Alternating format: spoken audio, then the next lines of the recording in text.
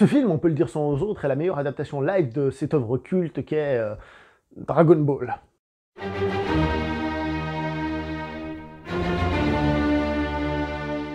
Bonjour à vous cinéphiles, Pinocchio, nouvelle version, nouveau film live qui nous vient tout droit du pays d'origine de Pinocchio, à savoir l'Italie, réalisé par Matteo Garrone, qui a déjà été le réalisateur du film Gomorrah par exemple. Parler d'un truc qui a eu un certain succès, un réalisateur qui a plutôt bonne réputation, avec dans les rôles principaux Roberto Benigni, et dans le rôle titre donc de Pinocchio, du gamin, on a Federico Ielappi. Voilà. Pour la petite histoire, je vous cache pas évidemment qu'il y a plein d'autres acteurs qui sont très intéressants et qui je pense sont plus connus en Italie. Je suis désolé, j'ai une culture limitée en cinéma italien, vous le savez, donc voilà, je suis désolé. Et pas qu'en cinéma d'ailleurs, puisque comme tout le monde le sait, Pinocchio est un roman italien à la base, un conte de fées italien écrit par un certain Carlo Collodi en 1881, un livre que évidemment je n'ai pas lu. Pinocchio, tout le monde connaît à peu près l'histoire, que ce soit grâce à Disney ou toute autre variante, parce qu'on a eu plein de dessins animés et de films ou autres concernant Pinocchio, donc même si on ne connaît pas l'histoire originale, on a tous une idée globale de ce qu'est l'histoire de Pinocchio. Évidemment, de par son origine italienne, il est plus connu dans cette péninsule là-bas, où les enfants lisent le livre, etc., etc. Chez nous, c'est un petit peu moins connu. S'il y en a qui ont lu le livre, je compte sur vous dans les commentaires pour donner un petit coup de main. Et pourquoi est-ce que je vous parle du livre et je vous dis que je l'ai pas lu et tout ça? Bah en fait, tout simplement parce que le réalisateur a dit que cette version-là se voulait être très fidèle au roman.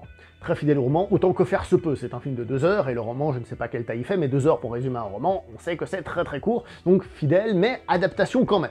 Un petit mot sur les acteurs. Dans ce film, donc, nous avons Roberto Benigni, qui est un acteur assez connu à l'international, pour un acteur italien, hein, on est bien d'accord, et ça tombe bien parce que comme le réalisateur lui-même a aussi une petite aura, bah, les deux réunis, ça permet au film d'avoir une plus grande internationalité, c'est-à-dire de percer un petit peu plus à l'étranger, entre autres chez nous, par exemple. Pour la petite histoire, Roberto Benigni n'était pas le premier choix, il y a eu un autre acteur qui a été affilié au projet pendant longtemps, et il a été remplacé. Et il faut aussi savoir que Roberto Benigni avait déjà interprété Pinocchio par le passé, donc on est un peu dans une espèce de continuité.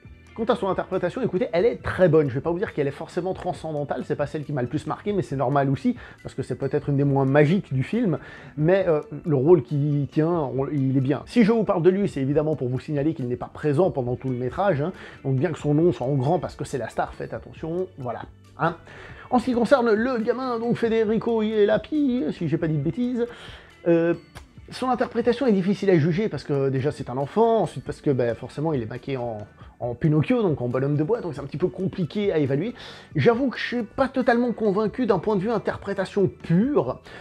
Il n'empêche que je pense que c'est en partie fait exprès, parce qu'il n'a pas des masses d'émotions, mais c'est censé être un bonhomme en bois. Donc oui, on voit par exemple quand il mange, que les joues elles bougent ou des trucs comme ça, pour dire que hein, il arrive à bouger là-dedans, mais ça reste quand même un personnage qui n'est pas le plus émotif en tant que tel, mais quand même un peu, ça devient un peu compliqué, et c'est pour ça, c'est le quand même un peu qui me fait dire que je pense que l'acteur n'est pas forcément étincelant en tant que tel. C'est un gamin, on va pas lui jeter la pierre évidemment, mais il est surtout très bien entouré par Roberto Benigni et les autres acteurs que j'ai dit que je ne connais pas, qui, eux, par contre, sont parfois très très bons, et surtout son univers, cette atmosphère globale qui accompagne ce film.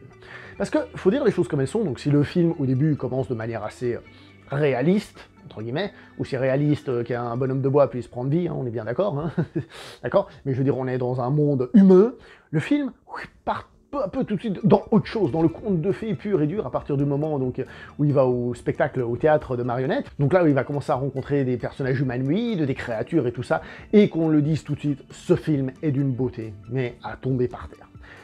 Il y a beaucoup d'effets spéciaux dans ce film, et en plus on est en train de parler, vous savez, c'est un film italien, vous voyez.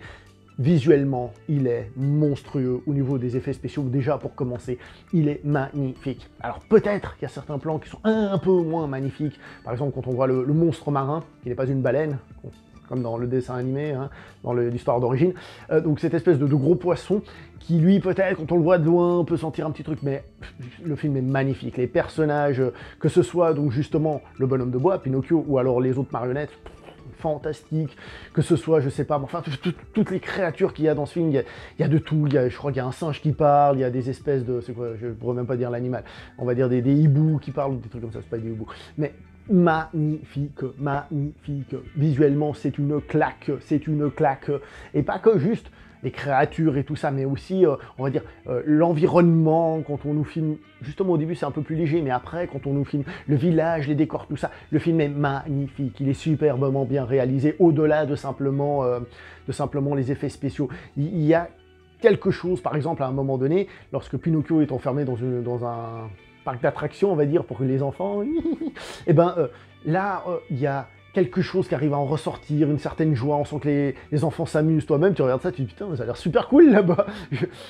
Il y a quelque chose dans la mise en scène qui fait que tout ça fonctionne très bien. Attention, je ne suis pas en train de dire que c'est une mise en scène avec des plans complexes, des trucs et des machins. Ce que je veux dire par là, c'est que c'est une mise en scène qui est assez sobre, mais qui fonctionne. Alors, comme ça, au premier coup d'œil, ça peut avoir l'air facile, mais la preuve que ça ne l'est pas, c'est que pas tout le monde n'arrive à reproduire cette qualité de ressenti dans le film. Je vais me faire flinguer pour cette comparaison, mais ce film me fait penser un peu à une espèce de version italienne de Tim Burton, avec un côté un peu sombre, un petit peu seulement, pas trop, mais un petit peu comme ça, décalé, féerique.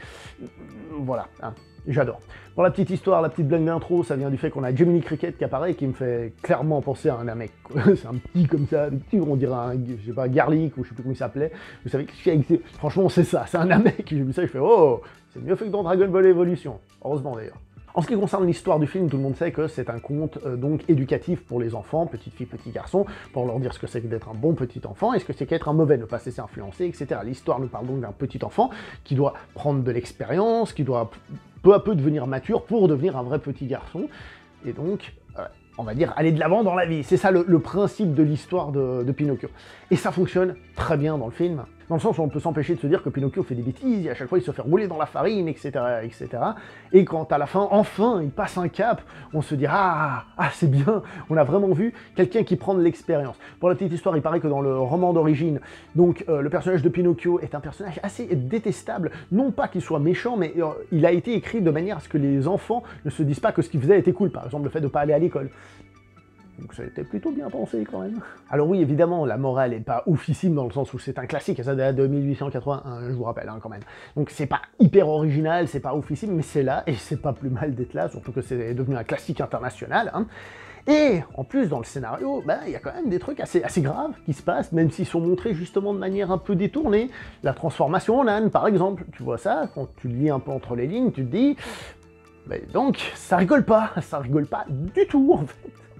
Le film a aussi une construction qui est assez déstructurée, c'est-à-dire on passe d'un endroit à un autre, un peu comme ça, un peu comme avec des ellipses, comme s'il manquait des trucs.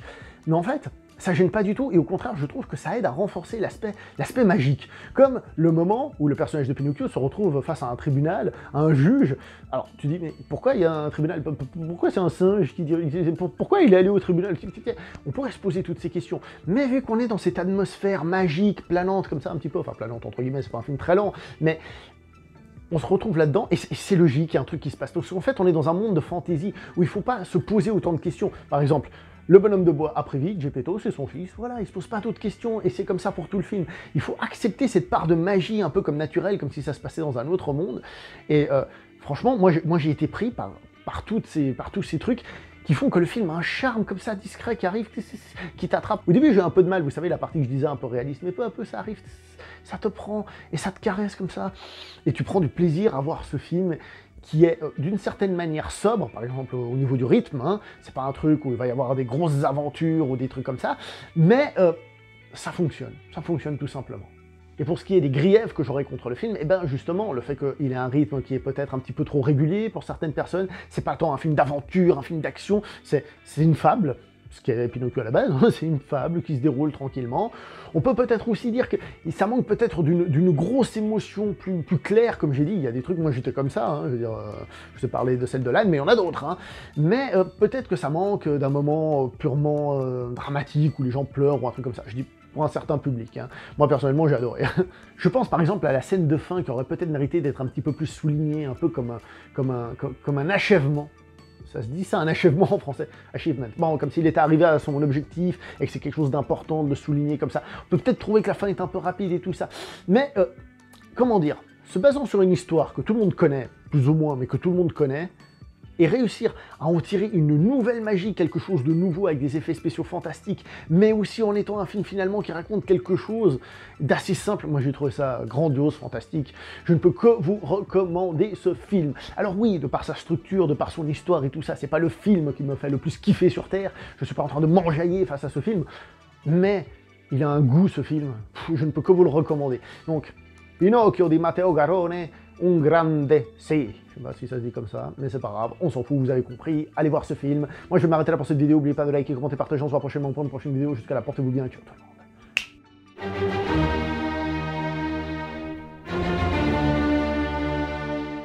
Dragon, Dragon, Dragon, Dragon Ball. Ouais, c'est tout ce que je connais du générique italien et je vous emmerde.